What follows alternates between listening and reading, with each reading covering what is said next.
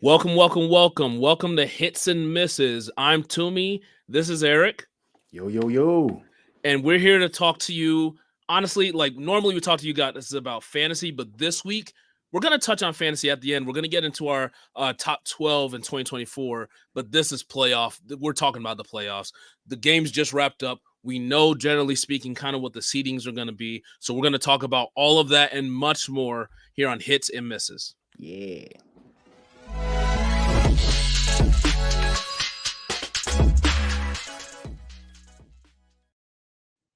And man. So the games were crazy today. I I picked way too many way too many upsets.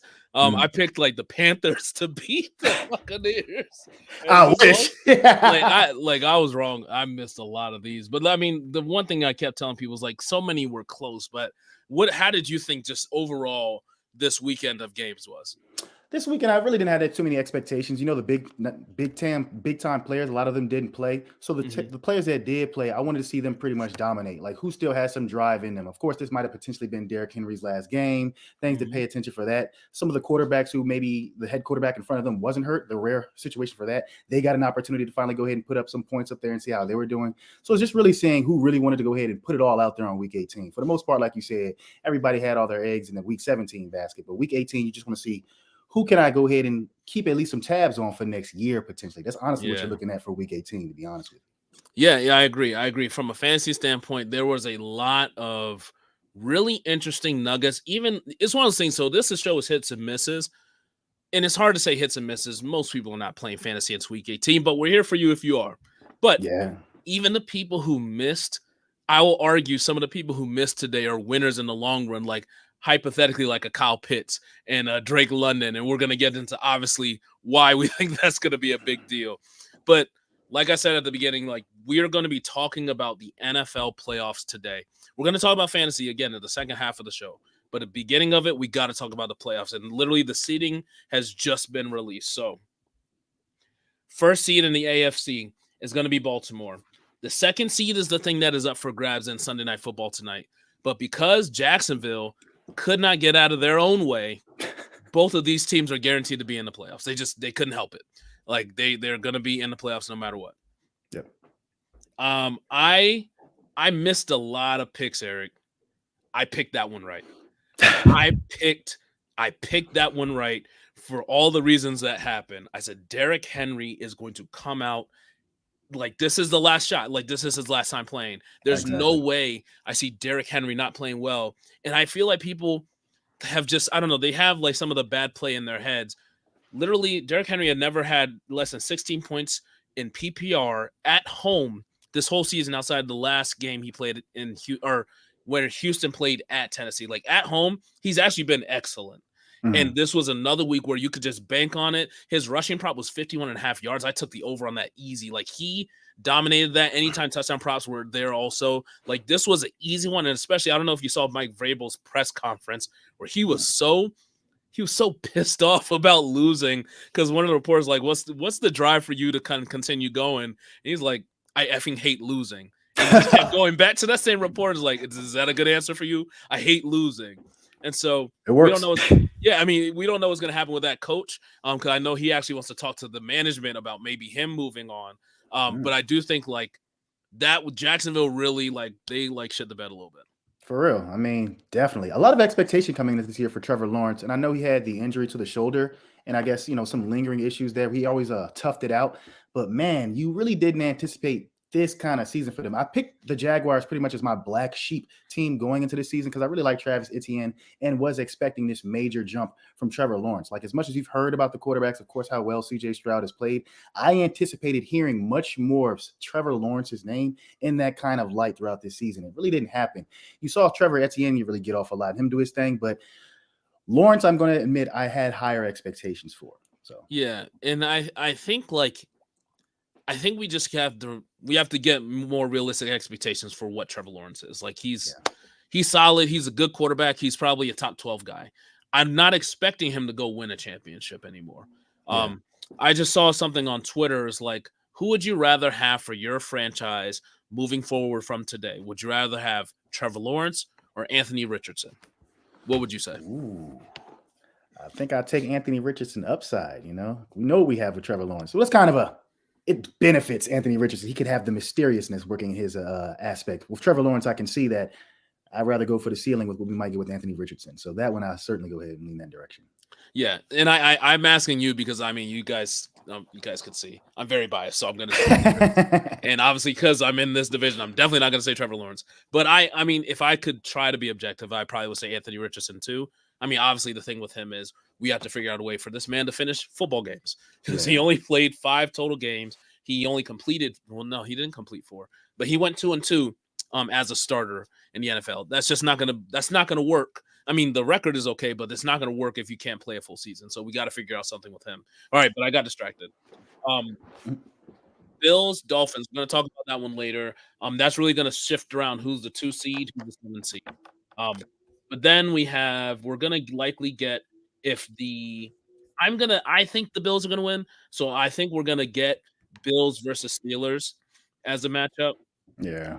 Which is interesting, especially with TJ Watt likely missing that game because he has that MCL sprain. Which I think is huge. I think, personally, big ups to the Steelers, but I mean, I think they have overachieved.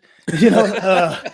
So without your number one player on defense not being there, it just seems like what should have taken place with them not being here probably is going to be an easy, I'm going to say, not as more difficult matchup for the Bills. The Bills isn't a team you want to see and motivated like that, where Watt isn't going to be there to put pressure on Allen. I don't know what that game plan is going to look like for Pittsburgh. It's going to be difficult. I agree. If Buffalo wins, they would have won 5 straight games, and you just don't want to see any team doing that. Even though it hasn't looked great over the last few weeks, you still, I mean, that's 5 games in a row that you gotta respect it. Yeah, which says something about that team. They can gut out ugly wins. They have a team that's talented enough to go ahead and do that. Yeah. And I mean, with Diggs playing like trash the whole time. Absolutely. He could turn it on at any point.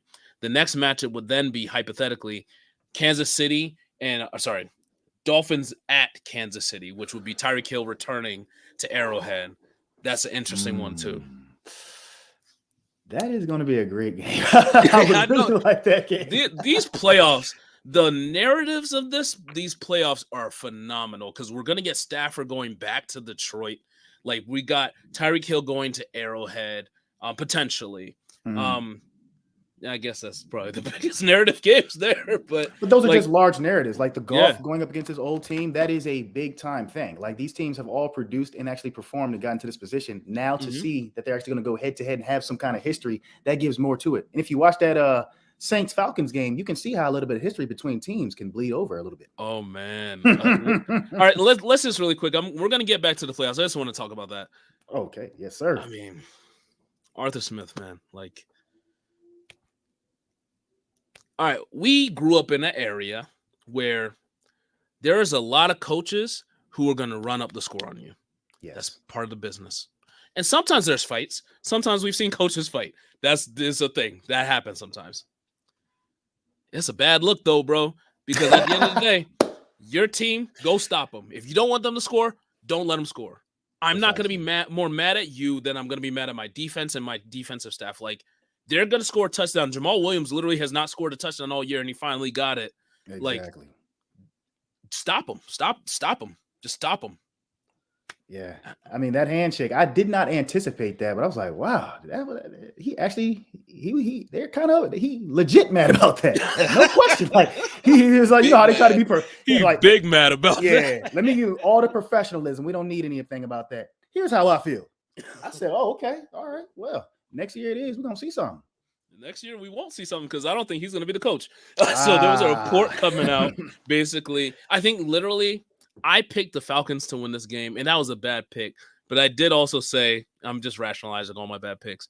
I was like, I want the Falcons to lose, and I want the Falcons to get blown out. So maybe I'm just rationalizing picking them because I feel like I don't get what I want.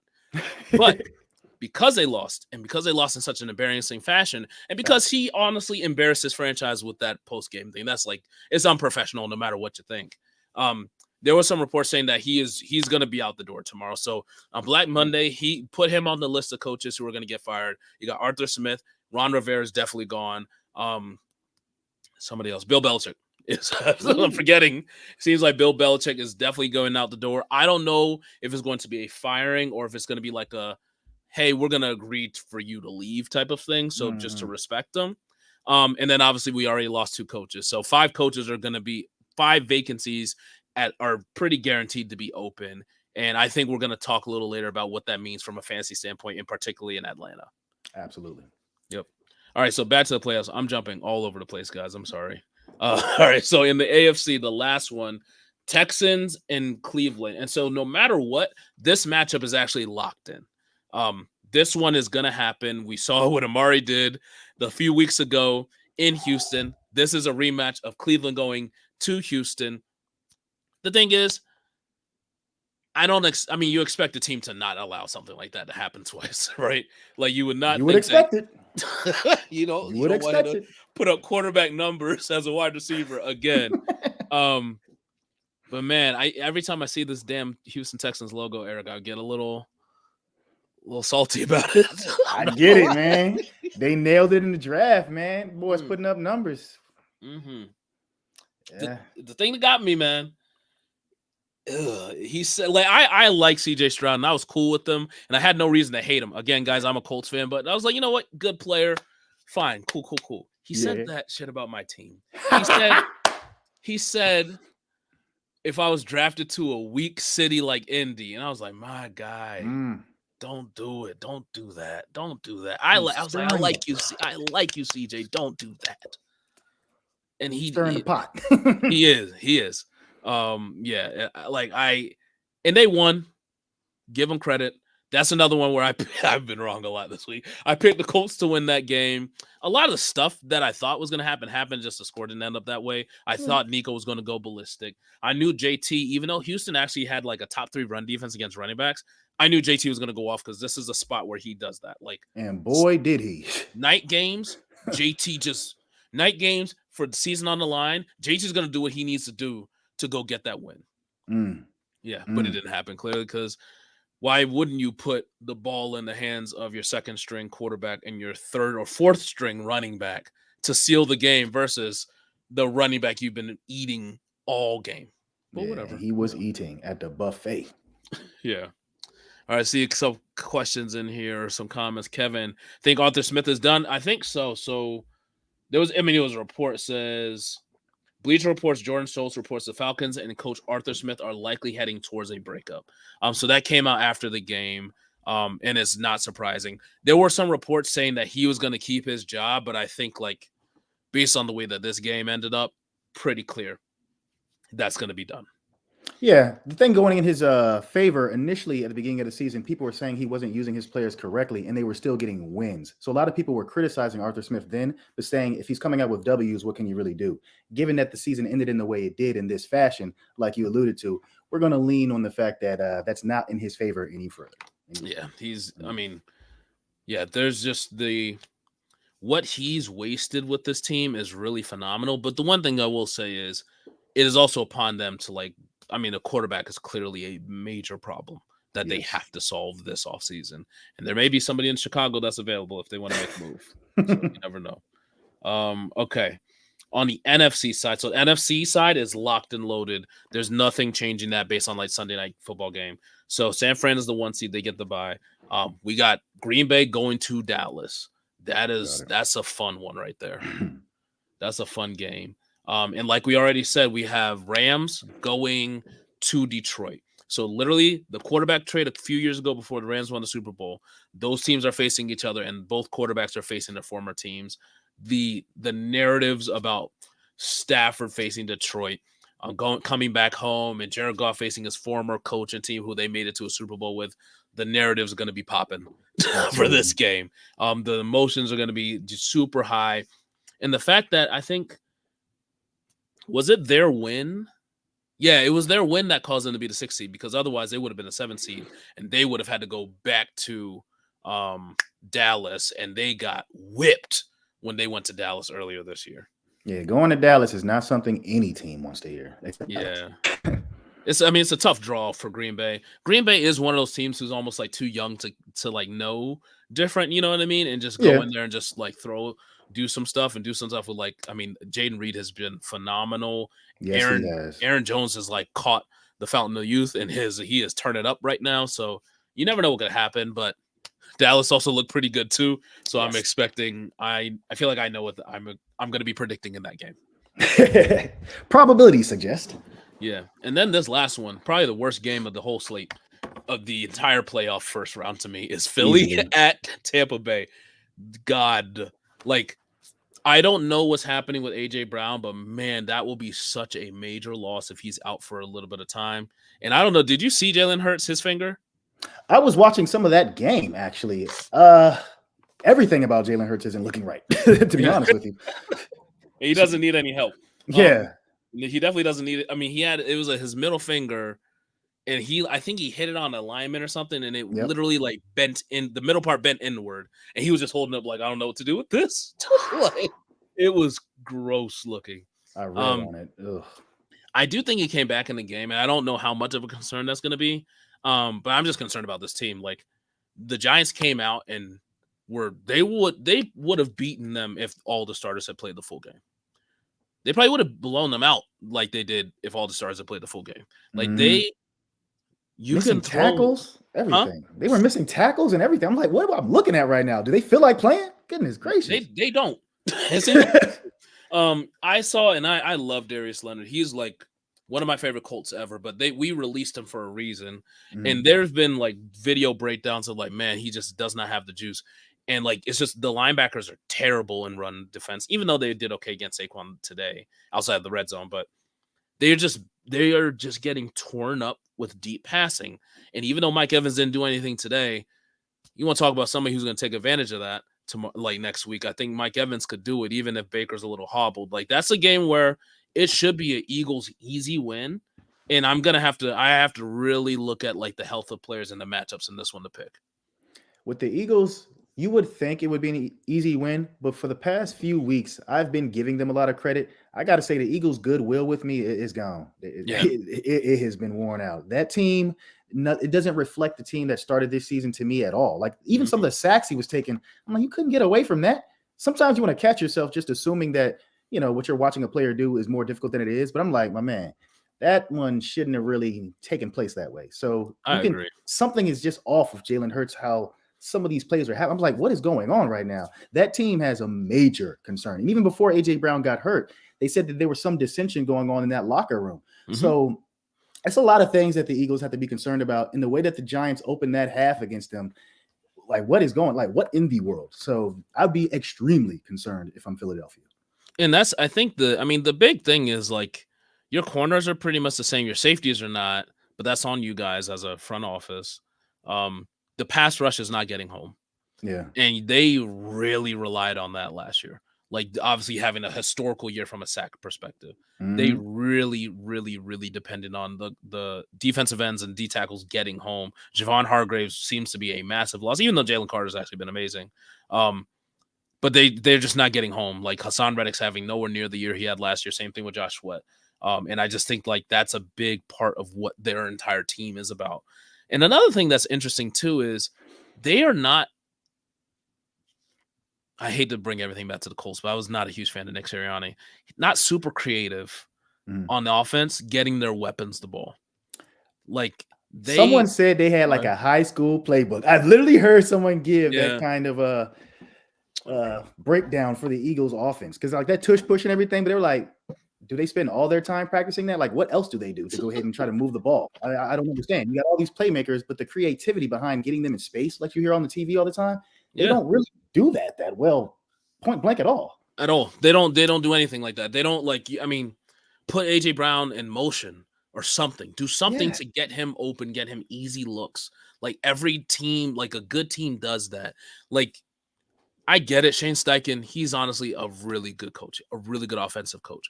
I expected not this massive level of drop off, especially what we've seen over the last few weeks. Like, Shane Steichen is making filet mignon out of like trash on that team versus like the talent you guys have in Philly and you can't do anything like this. That's wild to me. Like Gardner Minshew, there's a reason they ran JT that many times. Mm. Like, you know what I mean? Like we don't want to put the ball in his hands again until the most important play of the game. What, But like we 37 don't. carries? Yeah, like I mean, Whew. you're gonna give the ball to your best players. So I mean, you got DeAndre Swift. He made the Pro Bowl. That's nuts to me. But I mean, you should be feeding him the ball. Give Mm. him the ball. Get him in space. You want one of the most dangerous players in the league is DeAndre Swift in space. Get him in space. AJ Brown, give him a shot. Like get him in motion and throw it up. Let him just go bully somebody. Don't run 18 quarterback runs and then a dumb screen on 3rd and forever to Kenneth Gainwell. I'm really clearly stuck on what happened last week when they lost to the Cardinals. But like, and that's how Devontae Smith got injured, like because he was blocking for Gainwell on this stupid play. Like, He actually wasn't playing, or Swift. Swift wasn't playing in this game either. That's why, like you said, when AJ Brown got hurt, this team has to be exorbitantly concerned. Like, what is? Whew. And that's why to me, I don't know. Yeah, I don't know. I feel like I'm having more questions and issues with their leadership than I honestly am with the players because I do think like there's a lot of teams who are less talented than them who are just playing better football, like the Rams. The Rams are less talented than them, I would say, on a player for player basis, but they're just making it happen. And I mean, I'm counting the offensive line, who I think they were graded again as the best offensive line in the league. Like, you're not taking advantage of that. Like, you guys are completely wasting that asset. Yeah, I have nothing else to say about the Eagles. I'm just impressed by how they don't meet expectations. All right. Really quick before we get out of here, I just wanted to surprise you and make you do something to just see what you say. Pick your Super Bowl pick. Let's go. Woo! Division. Just cold, no thought. Just do it. I mean, Ravens 49ers. You know what I mean? Don't chalk it up. I'm saying, like I've been saying all year, but I do like the Ravens. Everything they've done, even in the face of losing Mark Andrews, that is unbelievably impressive to me. I have to go with the Ravens because their adjustment ability has just been proven throughout the season to be top notch. Someone else to go ahead and not pick the 49ers. Who could do it?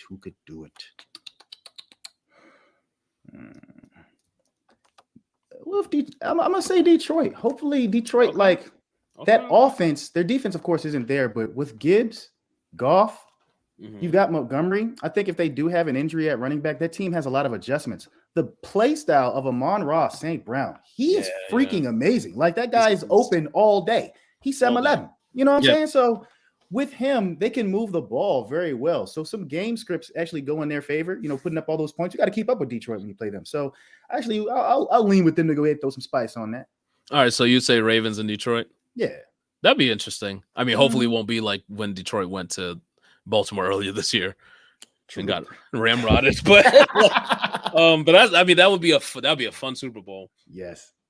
I really like the Ravens. I really do. And I really hope they make it. Something in me just says they're not going to get there. Oh. Even if they make it to the AFC Championship, I think we'd all give Lamar credit. He's going to win another MVP, made it to a second AFC Championship. I'm cool with that. This is so boring of a pick. There's a spicy pick I want to make, but the one I feel like I'm going to probably pick Kansas City. No one can ever go against that. Like, you can never get mad at that pick. I mean, because you're telling me the problem with this team right now is the offense. And you have one of the best offensive coaches of all time and arguably the greatest quarterback of all time on your team. And your defense is playing incredibly. It's just like me, like I'll sleep at night trusting in Mahomes to get it together. Especially when Pacheco's running like he's running the last few weeks. Like Rashee Rice, they're finally leaning on him. They're reducing the amount of players they're starting to rely on. I would not be surprised if the Chiefs make it again. It'll just annoy everybody, but I wouldn't be surprised by that.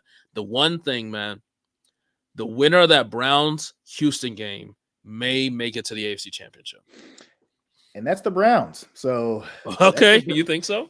Well, the Browns is the team that I picked, last week that has really surprised me the way they've played well. I got to say, that was the team I really wanted to say at first, but I was like, if you really want me to pick the Super Bowl, I got to go with the Ravens just because the way they adjust. But the Browns is a team who... Not afraid of the Ravens. Yeah, and they didn't even play their starters this week, so this game doesn't really pertain to what I'm saying. Matter, But the previous number of weeks with Flacco, Joey Flack doing his thing, dotting that ball out there, I'm like, yo, That team is scary. Their defense also, if they Yeah. step up in a game where the offense isn't able to put it together, they have various angles where the game can still go in the Browns' favor, despite all the hits that they've taken to their team. I'm just very impressed about their ability to go ahead and adapt as well. Yep. I'm stalling because I didn't pick mine yet. Because I'm thinking like Texans, man. The Texans are something too. Like True. CJ Stroud it reminds me of Joe Burrow when he went to the Super Bowl his year, just like a year early. Like, would it Mm. surprise me if this young team who kind of doesn't know any better and has a quarterback who just doesn't care, he's going to just chuck it, put it up for his playmakers to make plays? It wouldn't surprise me, but I'm still honestly, I'm going to pick Chiefs over Ravens in the AFC Championship. On the Another reason I like Go ahead. your Texans pick is because it's a rookie coach.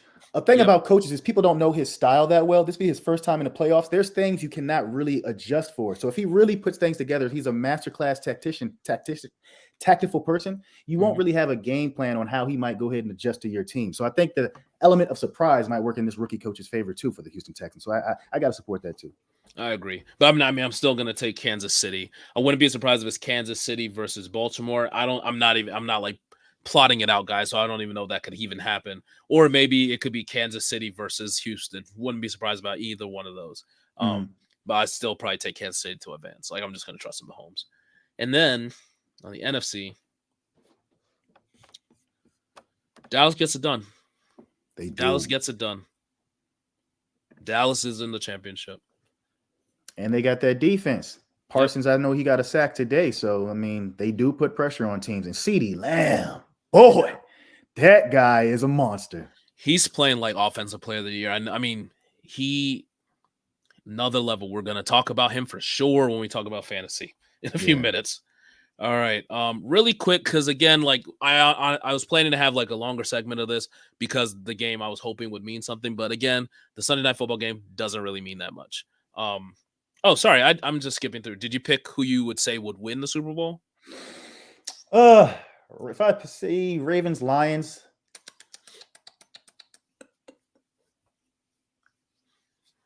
I'll be different and say Detroit, to be honest. Okay. Yeah, Detroit's offense, they just have so many ways to move the ball. And them getting into the playoffs for the first time in so many years with this kind of team, I just think Gibbs, Montgomery, Amon Ra, St. Brown, Jameson Williams, a lot of they lost the tight end, but they even had him who was going well. Their backup might be well. So I'm like, that team they move the ball very well on offense. I respect that. And what you're alluding to, Sam Laporta, it does seem like he's going to be out for a minute. So you're probably not going to have him in whatever playoff run, but still really good offensive team. Very much so. For me, if it's Patrick Mahomes versus Dak Prescott in Dallas, I would love. I don't even know what I'm saying. I don't want to see Dallas win because all the fans, Jesus. But hypothetically, without the fans issue, I would love to see Dallas win and Dak to get that monkey off his back. I just don't think it's going to happen if it's Mahomes versus Dak. So I would actually pick boring pick. Patrick Mahomes wins another Super Bowl. All right. It's just the Mahomes goodwill. You've seen the guy do things that other players can't do at the most important position on the team. It's just what it is. And if he did it this time, this is like he is the GOAT to me. Yeah. He would be the greatest of all time. Love Tom Brady. He's just not doing it this way. You know what I mean? He's doing it every sort of way you can, and he didn't get gifted a couple when he was a younger player with his defense performing really well. Like this one is like his defense performing well, but if he's gonna win this one, I don't think it's gonna be a defense. He will have to step up his play, and that's what I'm assuming is gonna happen because he's a great player. Very much. All right. Sunday night preview. So like I was alluding to before, and I'm sorry, guys, I'm all over the place today from an organization standpoint. But normally I would like to have a lot more meat to this segment, but because we know that both teams are going to be in the game, like both teams are in the playoffs, I do think that I'm getting really scared of some of the props because at the end of the day, depending on what the score is, you may start seeing players leave the game. And that's always going to be a concern once you're doing like betting props and things like that. So I'm just going to give you 3 props that I feel like are not guaranteed, not foolproof. I think that's irresponsible to say, but 3 that I really like. So I think that at any time touchdown for Josh Allen, it's probably the most boring prop you could ever make. But I think if you're going to add any leg of a parlay, you should add that one in. He has 8 rushing touchdowns in his last 5 games. And I think that's just a part of this offense. So no matter what happens, if there's a touchdown to be scored, it's very likely it's a touchdown with his legs. And so I definitely like that prop. What do you think of that, Eric? I absolutely agree with that. It came at my loss when we kept talking about James Cook, but it seems like he feels more comfortable. He's a bigger body. He'll just go ahead and run it in himself. He has that ability. So for sure, you should feel comfortable with that. We've seen it. So I've seen it a lot. Next one, this is the scary guy here. I'm going with Gabe Davis, over 39.5 receiving yards. There's not going to be any Xavier Howard. He's officially ruled out. It's Kader Kohu, I spelled it wrong here, and Eli Apple. Gabe Davis, every now and then, he's going to show up for one of these Sunday night games. And I just feel like if Ramsey's on Diggs, which Diggs has taken advantage of Ramsey in the past, I just don't know if this version of Diggs is going to do that. I think that Gabe Davis is going to be pretty solid. Yeah, and those aren't crazy yards. You just hope that if he does perform a little bit, somebody of Gabe Davis's talent will meet that. It's just that he has to be involved. And the way that he plays, he could get that on one catch. And honestly, he could get that on one catch and be done for the day. You still hit your prop. You know what I mean? So he is like the definition of the player that can do that. That is what he does. Or he'll just won't catch it. All right. And then I do think Stephon Diggs bounces back. I do think this is a game where, again, I'm changing even what I'm saying. Like I would have loved Stephon Diggs in fantasy if they had to win the game. And I think he'll be solid, but that's why I had him as a prop and I removed it just because I don't know what's going to happen with a player like him, especially at his age. If the game is decided, they will probably start taking a player like him and he'll probably be the first one to come out. 100% agree. I also like Devon Achane for like anytime touchdown. There's not going to be any Mostert. Achane's going to be a part of this game plan no matter what.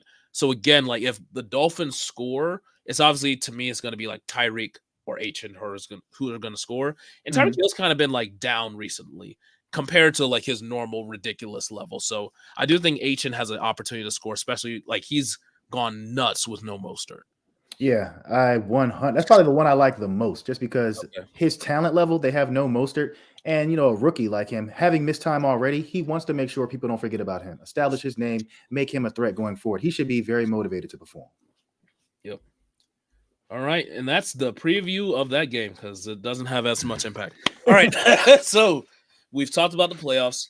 We've talked about all the NFL implications. Now, if you've stuck with us, we're going to dive now into fantasy.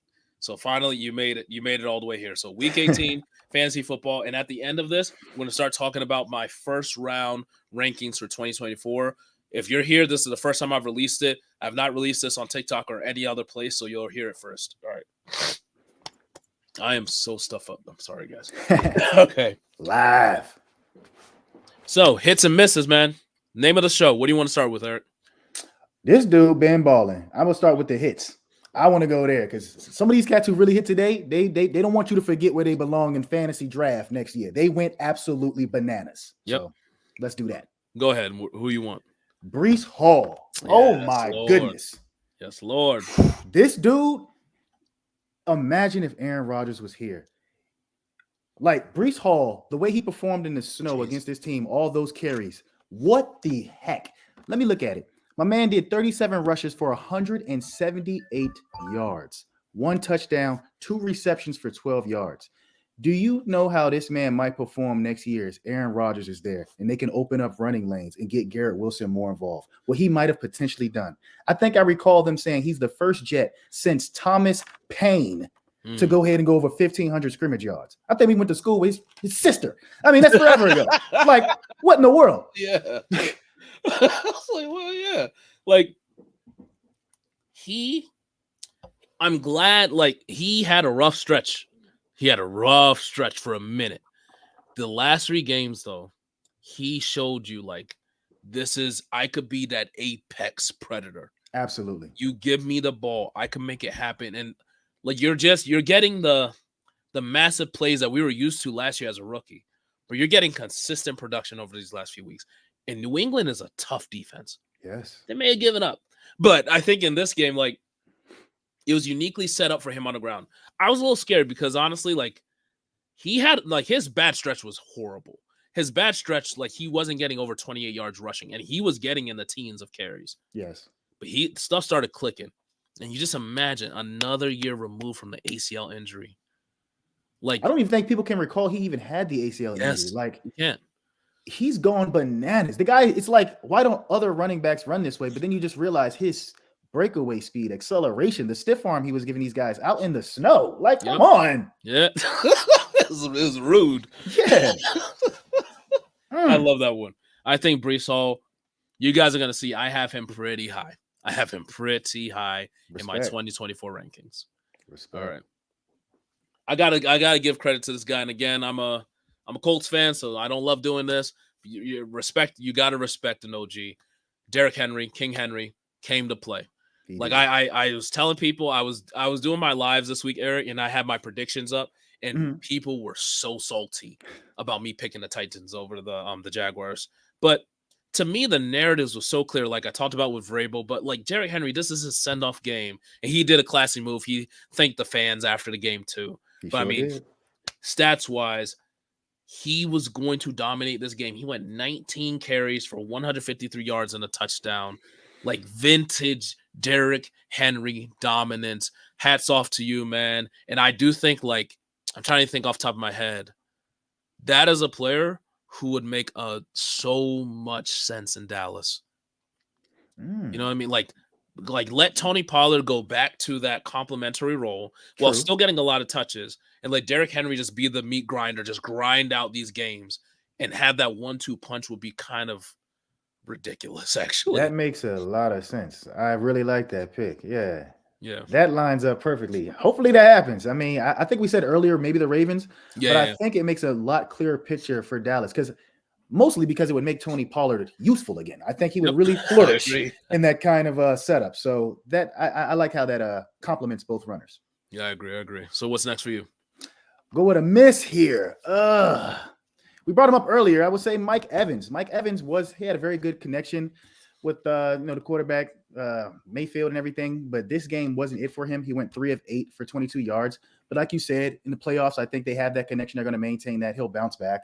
10 years in a row, 1,000-yard season. It was this was a miss for him. So week 18. And this was game. So again, I made a stupid call. I picked the Panthers, but the reason I picked the Panthers in this game is the Panthers play the Bucs tough, no matter what the team's records are. Even with Tom Brady, they play them tough. True. And so I just knew that this was going to be a rough game. So I wasn't as high on Mike Evans. I was definitely not as high on Baker.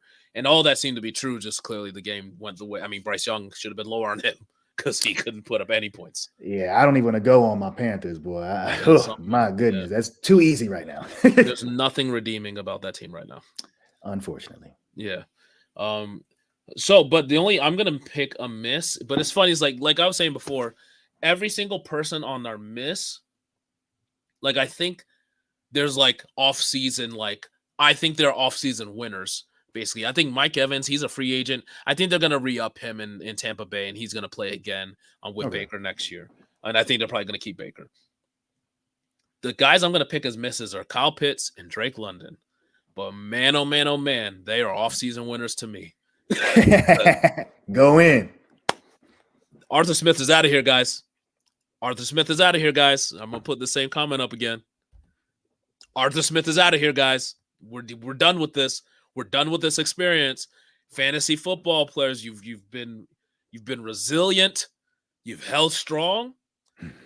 The reign of terror of a coach misusing such high-level talent is over.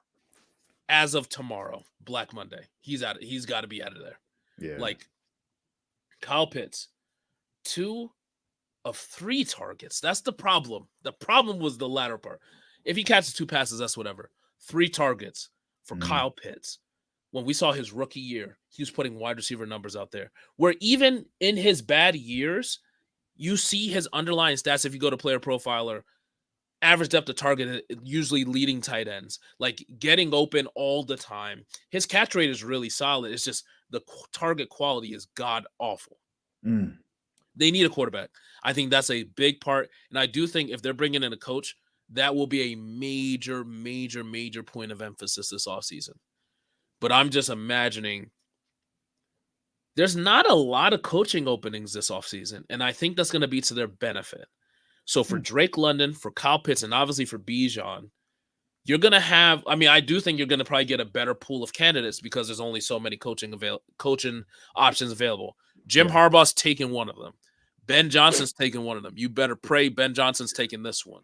But after that, there's a lot of great candidates and not a lot of spots left. There's only 5 openings that we're foreseeing. Again, Patriots, Falcons, Commanders, Raiders, Panthers. 5 spots. A lot of great offensive coaches in particular. I think like the Texans OC, he's probably going to be one of the candidates out there too. There's a lot of great candidates, man. And he need to come to Carolina and do the same thing for Bryce that he did for CJ. Please. Dead ass. Please. And so I think like even though these guys are misses today, like Drake London went 4 of 9 for 41 yards, off-season winners. If they get an offensive coach and they get a quarterback, that's honestly bigger than the coach. Real talk. But if they get those things in line, these guys are going to shoot through the roof, and Bijan's going to be a very high pick in the first round next year. I just look forward to it. I mean, like, I just can't wait to see it, just because a lot of people, when you look at the metrics that you said, that's what people were picking him for, thinking that would actually pertain into some points. But because he's not utilized, you're actually wondering, like, is he just a high-level decoy, actually, with the way Arthur Smith was using him? So if you want anybody who's just going to try to, like you said, at least give the man like 9 targets, 7 targets, you need opportunity to produce. And I think if you get a coach that just gives him that, it's actually going to make it a really, really good fantasy year for you. Yeah, I agree. All right. And so, guys, like I said, like we were quickly going through the hits and misses because we obviously talked a lot at the top of the show about the playoffs. But what I wanted to do now is get into the 2024 fantasy rankings that I put together. Early on TikTok, if you guys give me a follow on Fantasy Football Strategist, FF Strategist on TikTok, I put out what I predict the consensus order to be. It wasn't what I believe. They weren't my rankings. They were what I feel like people are going to be saying. But tonight I'm going to be releasing my rankings. So I'm going to start with number 1, and then we're going to just quickly chat through each one, and I'll get all the way to 12, and then I'll even go through some of the second round guys, okay? Yes, sir. All right. Number 1 overall pick. Who do you think it should be? Oh, just without even taking a look, who off the top of my head, who it should be? It's hard because I saw your list. This takes all the anticipation away. Yeah. All right. So my number 1, a lot of people are going to have CMC as their number 1. Clearly, he's going to be very high for me. I'm taking CD Lamb. If you're in a PPR league, actually, I mean, it doesn't really matter because they're both great in PPR. But if you're in a PPR league, I'm taking CD Lamb. I think that we've unlocked the treasure. There's no putting this back in the box. And no matter what happens this offseason, he will be the apex of his team, and he is just going to get that many targets. I think it is really important that they are moving him around the formation, getting him targets, as many chances as they can. He works out of the slot too, so it does really help you get open targets a lot. They use him to run the ball every now and then. He is going to be living off of 10-plus targets a game, a ton of red zone targets, and he is producing with that volume. I just think that he is safer than a Christian McCaffrey heading into, I believe, his age 29 season. And if you think about it, so I put about a video about this. Christian McCaffrey was drafted in that crazy draft. And then you remember in our league, I think I won our league that year because I drafted Kareem Hunt, CMC, Dalvin Cook, Alvin Kamara on one team. I'm sad because I believe you did. Yes. Yes. I think you did. But also in that draft, there was Leonard Fournette, Joe Mixon, Austin Eckler, Aaron Jones. Like, they were all in that draft. So that's a crazy draft. But think about all those names I've mentioned and how many of them have started to, like, even if they haven't completely fallen off, which some of them have, starting to hit a decline, right? True. Some of those players are like barely on rosters right now. I think that not that we're going to see that from CMC. You're going to hear him coming up real soon. But I think that little inkling of doubt is enough for me, especially with him even dealing with the injury right now. I don't know how many like 17-game seasons we're going to continue to get from CMC where we're not going to be missing a couple with injury. So for literally just that injury risk, I'm giving it to CD. I totally agree, just because for the past few years, CMC has done well with injuries. But if you recall, and I'm a Carolina fan, he does tend to get nicked up a little bit. That was beforehand. He's had a really good stretch here for a number of years, but it was the case that he would miss a handful of games when he was on the Panthers. So as he's aged, more than likely for most players, they get nicked up a little bit easier. And as you were suggesting, time, it catches up with everybody. So Yep. But he's my number 2. So take any anticipation. Like, he's amazing. He's dominated points per game from the running back position in PPR. I think he's around like 25 points per game. In fantasy, it's like significantly higher than the next best player, which is Kyron Williams from a running back standpoint. So I'm not going crazy. Like, CMC is still amazing. So he's my number 2. All right. Number 3. This is where it's starting to get spicy a little bit. We just talked about this dude. He has been the best player from a PPR points per game standpoint from the running back position over the last few weeks. And it's Breece Hall. Yeah, man. I'm putting Breece Hall up there, man. I can't complain about that one at all. If you've been watching football for the past month, you've seen Breece Hall do what he do and do it well. And not to say he's going to be what he's been the last few months every game, but this is literally what we were hoping prior to his injury last year. This is like, okay, we see that this could be the guy we get on a relatively weekly basis. And I would not be surprised if next year him and CMC are like trading back and forth RB1 weeks. So that's why I'm putting him right up there. His injury was an ACL. It wasn't like a soft tissue injury or something else that seems like nagging. Like, it was kind of more of like a random injury. So that's why I'm putting Breece Hall up there. You're getting Aaron Rodgers back. I refuse to believe they're not going to continue to invest in the offensive line. And I think like the defense is still going to be good. Like, there's a lot of signs pointed to like a running back getting a lot of work, and we're finally seeing him get it just even with the carries, but we see what the receptions could be too. Yeah, I was about to bring that up. You know what I mean? He can do it all. Like, the guy, he reminds me like Marshall Faulk a little bit. Like, the dude just a utility man that does everything extremely well. He's not even just good at it. He's the whole team for the Jets right now without a quarterback. So, if they had someone who was simply competent, and I think Aaron Rodgers is fairly competent. So they're going to open up some running lanes for this man. It's going to be fantastic if you happen to have Breece Hall next year. I would love to go ahead and have Breece next year. Absolutely. I agree. All right, so that's my number 3. Next, I'm getting back into the receiver real quick. Jay Jettas. I mean, we didn't talk about his day today, but I mean, where did he at? He went for 12 or 14 from 192 and a touchdown. In a game where he didn't have to play for real. True. The only reason I do not have him as number 1, I think Jordan Addison's definitely going to take a step up. I don't have a gauge yet, and this may even change my rankings. I may put him above CMC, honestly, at one point. I don't have a gauge yet for like how the contract situation is going to go for him.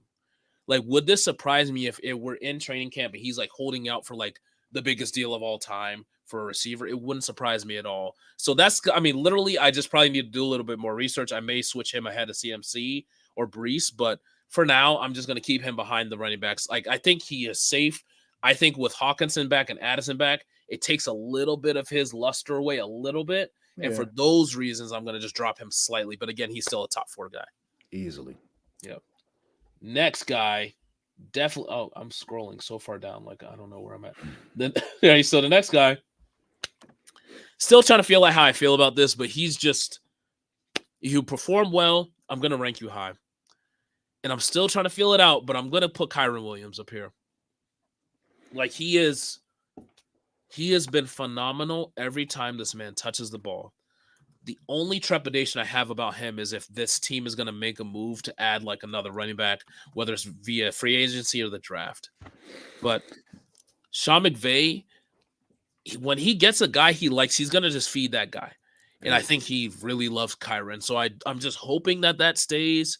He's not a blue blood prospect. I know there's actually people, even like on our network, who said like he's barely in the first round. Because he's not as blue blood of a prospect as a Breece, as a Bijan, as a Gibbs, but he's just performed at that level. 21 fantasy points per game and PPR this whole season. Like, he was second to CMC on the season. He is, every time he's on the field, he is dominant, and he gets a dominant workload. And so I'm just going to bank on the workload. I'm going to bank on the fact that he was talented in college. He just was kind of slow, ran a slow 40. I'm just going to bank on him being a good player. He even acknowledged fantasy football players and said, "Thank you for those who rode with me. If you did all season, now you most likely won a championship." You probably want to invest in this guy. 100%. 100%. All right, next guy. This one. So I'm getting the next two. Well, next two are going to be a little controversial. I'm putting Jamar Chase next. And this is one of like the next two will have contingencies. The contingency with Jamar Chase being at number 6 and maybe even going higher is no T. Higgins. T. Higgins is a free agent. T. Higgins is likely out the door. They're not going to franchise him and pay him that like ridiculous amount that a receiver is going to get on the franchise tag. And so it's going to be a healthy Joe Burrow. I don't know if Mixon is back either. This could have been his swan song as well. He played amazing today. And it's going to be Jamar Chase as a receiver, and that may be it. You know what I mean? Yeah. So just from a targets and a volume perspective, he just may eat like crazy. I think he's going to be phenomenal next season because he has that long running relationship even with Burrow. So it's going to be easy transition to just, hey man, let's just do what we do. Feed me, feed me, feed me. And he said, and this season seems like a guy who's looking forward to that type of title, that type of opportunity, because he kept on saying throughout the season, I'm always open. Yeah. I'm always open. That's a guy that got that dog and just wants the opportunity. So I certainly see him exploding on the scene next year. Absolutely. Given the opportunity. Yeah. He's definitely cocky. He's definitely cocky and believes in himself, but he wants to definitely show he's the number one dude. Okay. Precisely. Next guy here, another one with a contingency. Bijan. He is my number 7 player. And a lot of people will be like, what the hell are you doing? Bijan has not performed that way. He is number 7 if Arthur Smith is out the door. And I kind of don't care about any of the other part. I really want there to be a new quarterback, but honestly, if there's an offensive-minded head coach in particular who comes and takes over those weapons, this is where he's going to be. If it's an amazing coach and an amazing quarterback, he'll move up higher than this. But he's definitely going to be in my first round, and Arthur Smith is gone. Yes, I support that just because with a team with all the talent that they have, it's going to be a lot of scoring opportunities. And a player that great, it's going to be amazing. It's going to be a barn burner potentially every single game. With Drake London and Kyle Pitts at tight end and him at running back. And like you said, if they just fulfill the quarterback void, this guy is going to be even better than he was this year. Yep. And I'm going to keep going, but just so for anybody who's in here, the game has started, so make sure you guys go check the game out. But I'm going to finish up the last few really quick, and I'll probably just list them off, and I'll talk about a few of them. Cool. At 8, I have Tyreek Hill. At 9, I have Jahmyr Gibbs. 10, I have Amon-Ra St. Brown. 11, I have JT. And at 12, I have Garrett Wilson if Aaron Rodgers is there. That's my top 12 right now. Any thoughts? I do like it. A lot of people used to say like a tight end. You would always hear Travis Kelce in the past or something like that. I think this season has given people the opportunity to relax on that. You want to see somebody else take tight end and kind of start that pool because we've had like 4 or 5 guys pretty much step up to be very good fillers in that spot. Tight end was a spot that was so scarce.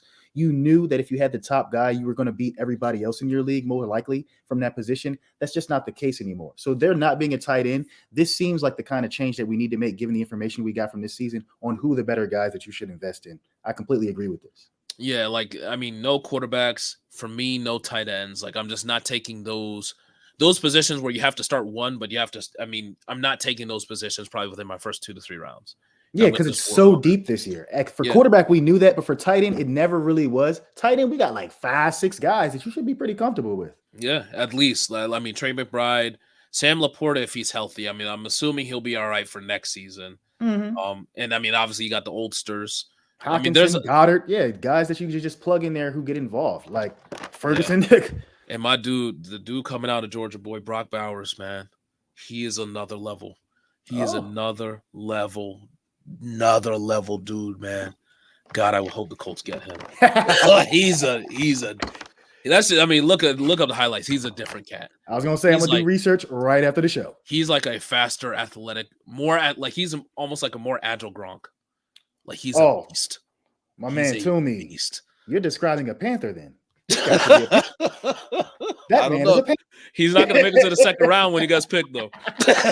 So I don't know, man. I don't know. Oh, that hurt. I know. I'm sorry. That was too real. Oh my bad. Oh my god. He's going to be a top 10 pick. Dang. There's some dudes this year. The quarterbacks are like that. Marvin Harrison Jr. The top 5 receivers are all ridiculous. Marvin Harrison Jr. Some people, honestly, in fantasy are going to have him in their first round, which is nuts to me. But it depends on where he goes. If he went to the Chiefs, hey, I think about it. But he's going to go. It's likely going to be 3 to 4 quarterbacks who go in the first 5 picks, but he's probably going to go within the first 3. I wouldn't be surprised. I was actually talking to my mother about that trade. He's that good. Yeah, it's ridiculous. And then the next two guys that were kind of I was debating towards, and like AJ Brown, I really want to see what happens with his knee right now. But I'm just assuming they're going to. I mean, they may fire Sirianni if they get bludgeoned by Baker. I can see them fire Sirianni. Oh yeah. Oh, you know what I mean? That can't happen. Can't happen. Yeah. And so if in that situation, then yes, you would be getting probably a better offensive coordinator. But I think no matter what, they're probably going to bring in somebody who's more suited to make something happen with this offense. And I'm going to expect them to like funnel AJ Brown a shit ton of targets. Should be. Yeah, absolutely. And then Puka, that's the one, like his skill and his production, he should be a first rounder. It's about the Cooper Cup factor. Like I'm just trying to figure out how to play those guys against each other. I will have Puka ahead of Cup. But I'm just trying to still feel that one out. Puka could easily make his way into the first round for me, depending on how things go. Yeah, I mean, he broke the record today, and that record stood for so many years. I think like 60 plus years. So this guy, this dude in 1960 did it. That's wild, bro. For the Oilers or something. I was like, what in the world? He must have been amazing on SportsCenter in the early 60s. The boy was killing it. Because it was fantasy back in the 60s. I'm trying to look it up. Broke the record today. He broke a 63-year-old record by Bill Grauman, who had 1473 in a 14-game season in the 60s. Which is boss. Bro. When I heard it was 14 games, I said, yo, low key, you probably didn't get that, Puka. He still got that. He got that. That's crushing it. As a rookie, really impressed with Puka. He's a beast. Yes. He's a beast. Rest in peace, man. He passed away in June 2020. Rest in peace. Did your thing. Ohio boy, man. He turned up in the 60s on that's wild. He went off. Anyway, but congrats, Puka. Yeah, Puka may be a first round pick for me, depending on how things go with Cooper Cup and stuff like that. Yeah. So yeah, guys. We're getting to the playoffs now. No more fantasy. Well, no more fantasy weekly stuff. We're going to be talking about fantasy every time we come on, and you're going to still see us on a weekly basis, at least through the playoffs. We're going to be talking about the games, what just happened, like what are some of the big performances, and like everything, because fantasy is related, there's always going to be a fantasy angle to things. We're going to be talking about the news. We're going to continue to talk about like what we're looking at in 2024 from a redraft perspective, maybe a little bit of dynasty as well. So you're going to want to make sure you stay tuned, because you're going to still see us every Sunday at 7:30 through the Super Bowl. That's right. Yep. So with that being said, enjoy the game. I think it's already started. I'm not sure what's happening in the scores yet. But based on, like I said, super anticlimactic. Both teams are in the playoffs. So we'll see what happens. We'll see if starters get pulled at some point. But Eric, thanks a lot for hopping on, man. Oh, yeah, no problem, man. Every time, man. I look forward to it. Unfortunately, fantasy football has ended for us all, but I look forward to next year. This is when we do our research. This when you win next year. Hell yeah, man. Yeah, with that being said, take care, guys. Peace. Peace.